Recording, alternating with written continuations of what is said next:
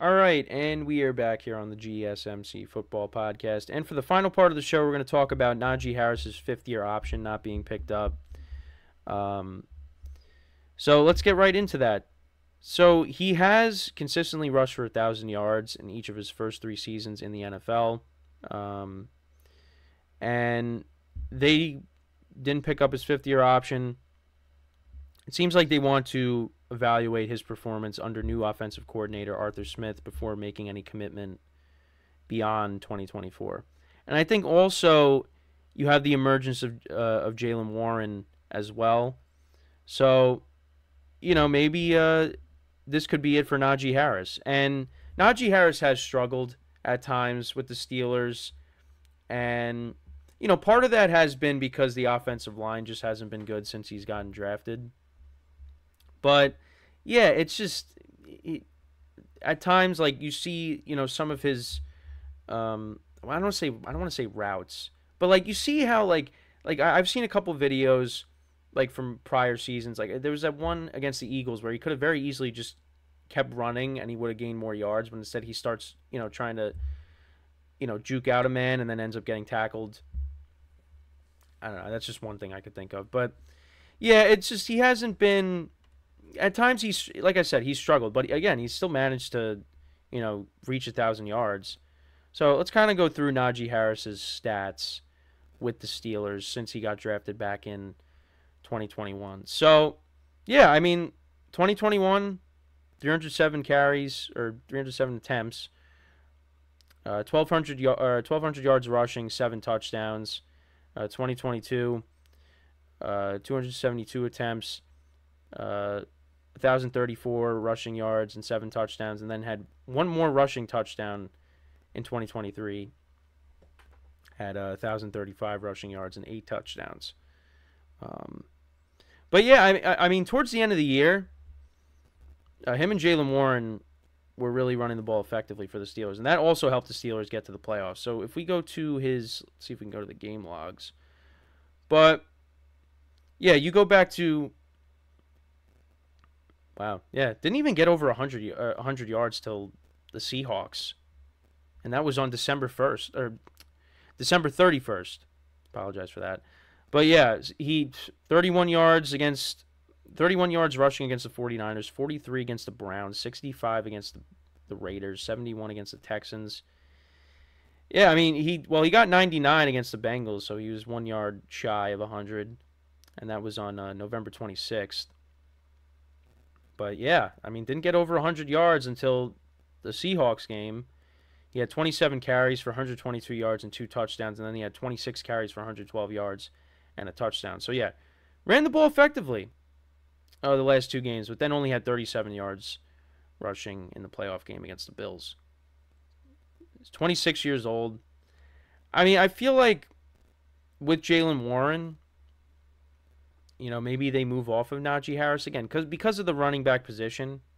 He's 25, and yeah, 784 rushing yards and 4 touchdowns. But he averaged 5.3 yards per carry. With Najee Harris, he was averaging. What did he average last year? He averaged 4.1. So Jaylen Warren kind of was the better running back, even though Najee Harris had more yards. But and throughout the year, you had Mike Tomlin saying, that they, saying some things on the position. It was kind of like a week-to-week thing on who was going to be the lead running back. But I think it's a nice duo that they got. Now I don't know how much longer that duo is going to be together because they might end up just moving off of Najee Harris after 2024, or maybe they bring him back. Because, I mean, he is 26, but, he's getting to that age where, and we saw a lot of changes with running backs going to different places. Teams are kind of hesitant to, give running backs big top dollar, except the Eagles, they paid Saquon Barkley a gazillion dollars. So, they're teams that are still willing to open their wallets for that position, but they're not very, it's not very often you're going to see that. I think that's kind of just an outlier with Saquon getting paid. And I could see like I said, I could see the Steelers moving off of him and not giving him that long-term contract because of the position. So it could be Jaylen Warren that ends up being the lead guy there, and then the Steelers, they maybe bring in a veteran, or they draft a quarterback, they draft another one. So we'll see, but this could be Najee Harris's best year because the Steelers really prioritize this offensive line in the draft. They took three linemen. Two of them are going to be starting, definitely. Well, actually, I think all three of them could be starting, at least when I was looking at the depth chart. But they also drafted a lineman, a tackle last year, I believe. So they are really trying to, build this offensive line up. Because, you want to be able to protect your quarterback, and you want to be able to, open up those lanes for the running game. And the running game, we could talk about Mason Rudolph and what he was able to do, to help the Steelers get back to the playoffs. But the running game also played its part too. And like I said, talking about what Najee Harris did in those final two games against the Seahawks and the Ravens. If the offensive line is a solid unit, once again, because the Steelers, when you had the killer bees, and I brought this up early in the week, but they had a solid offensive line, from left to right. And, a lot of those guys retired. I mean, pretty much all those guys retired. I don't think anybody's left. Villanueva, I think, is he still playing? I know Pouncey retired, DeCastro retired. Who else am I missing? I know Kelvin Beachum, but I know he went to a different team. I'm trying to remember. But I know Pouncey, I know Villanueva, I know DeCastro. I know Matt Filer was on the offensive line, but I think that might have been a little bit after. But yeah, I mean, all those guys, with the Killer Bees, that was a solid offensive line, regardless. If I could find the depth chart, then I could tell you right now. Let's see. Pittsburgh Steelers depth chart archive. Oh yeah, you had Ramon Foster, but who's the other tackle I was thinking of? Oh, it was Marcus Gilbert. That's who it was. Oh yeah, Matt Filer was on the 2017 team. Okay. But yeah, that was a solid offensive line. So the Steelers are trying to get back to that, and that was back when you had Le'Veon Bell, who was one of the best running backs at the time, before he held out. So the Steelers want to get back to that. They want to get back to that smash mouth football. You run the football down their throat, and I think especially with this year, it's going to be important because you got Russell Wilson coming in now, and we'll see how he performs. I think the Steelers are going to be a good team. I don't think they're going to be a team that's going to go very far if they get to the playoffs, but I think they'll be a good team. They win those 9-10 games. They maybe squeak into the playoffs, and then we'll see who they end up playing against in the first round. But, they addressed the offensive line, and they made some moves on the defensive side of the ball. You added Patrick Queen to the linebacker core, which is a position that they've kind of been trying to fill these last couple of years. You look at the Steelers, strength of the team is their defense. When you got the quarterback of the defense, TJ Watt, he could take over a game. So, the Steelers, I expect them to be a solid team. Now, like I said, do I expect them to go very far? Not really. If Russell Wilson turns back the clock and is the Russell Wilson from Seattle, well, then yeah, they could go far, but that Russell Wilson's not coming back. You're going to get more of the Denver Russ, but we'll see. So, when it comes to Najee Harris, back to this, the original point, I think this could be it for him, and he ends up going somewhere else. I feel like the Steelers would be okay moving off of him, but if they want to see what they get at, if he goes out there and he has a monster year, then maybe they do bring him back. So I guess you could look at, well, it depends on how he performs.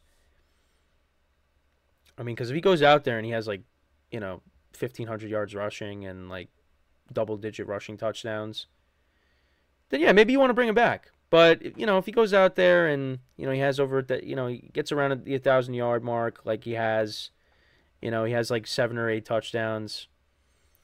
Yeah, maybe you move off of him. Unless he wants to come back and take a discount, but, you know, he's going to want to get paid. So, yeah, I don't know. It's going to be interesting. But yeah, I'm kind of leaning more towards if he doesn't have a monster year, then they're probably going to move off of him. I mean, well, he's going to become a free agent. So, but that's my opinion on that. And, you know, we'll see how the Steelers do. You know, they did things that you wouldn't expect. Like, you would have thought that Kenny Pickett was going to be the starter once again, but that was not the case. You know, you got a whole new quarterback room. And also, just the whole thing with Justin Fields maybe returning kicks. I don't know how much I believe that, but I don't know if that's a good idea. Well, they didn't pick up his fifth-year option either. So, you know, we'll see if they end up bringing him back too. But yeah, I mean, the Steelers, they're kind of like a middle-of-the-pack team with the AFC, but it's just because, I mean, I think they're a good team, but it's just the conference is loaded that there's so many other teams that you would take over them right now. But we'll see. I'm curious to see how things go for them, especially with now that they have Russell Wilson and Justin Fields. How does that play out throughout the year? But yeah, other than that, that's pretty much it for the show for today. Thank you guys for tuning in. Like I always say, make sure to check out all the other shows. We got new shows coming out. You know, the soccer podcast. Got a golf podcast as well. Like I said, you're going to be seeing some new faces within the coming weeks, which is exciting. Also, there might be, well, not that there might be, but there's going to be a kind of a change in the format within the coming weeks, coming days, coming weeks. I don't know when this is going to get put into effect, but and I don't even know if I should be saying this, but there might be a added segment. The show will still be an hour, but there's going to be an added segment. So instead of 4 segments, there'll be 5. So, but it'll still be an hour. It's just the segments will be shorter, but there'll be an added segment. So it'll be 5. So I think I'm allowed to say that, right? Hopefully I don't get in trouble. No, I'm joking. But yeah, so there's going to be a slight change to the format, which, like I said, might be adding another segment. So I don't know when that's going to go into effect, but that was something that was discussed. So, but yeah, I mean, like I said, that's pretty much it. Changes are on the way, new faces. Like I said, you'll be seeing in the coming days.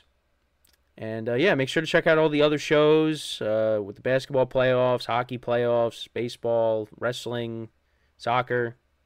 Get all the perspectives. You know, so, you know, like I said, like I always say, make sure to give the other show some love. And yeah, so with that, that is all the time that we have for today. Once again, thank you guys for tuning in. We'll be back again on Monday, 10:30 a.m. Eastern Time. And until then, I'm your host, Kenneth Grunfelder, signing off from the GSMC Football Podcast, brought to you by the GSMC Sports Network. Have a good day, enjoy the weekend, and I will see you guys next time. Take care.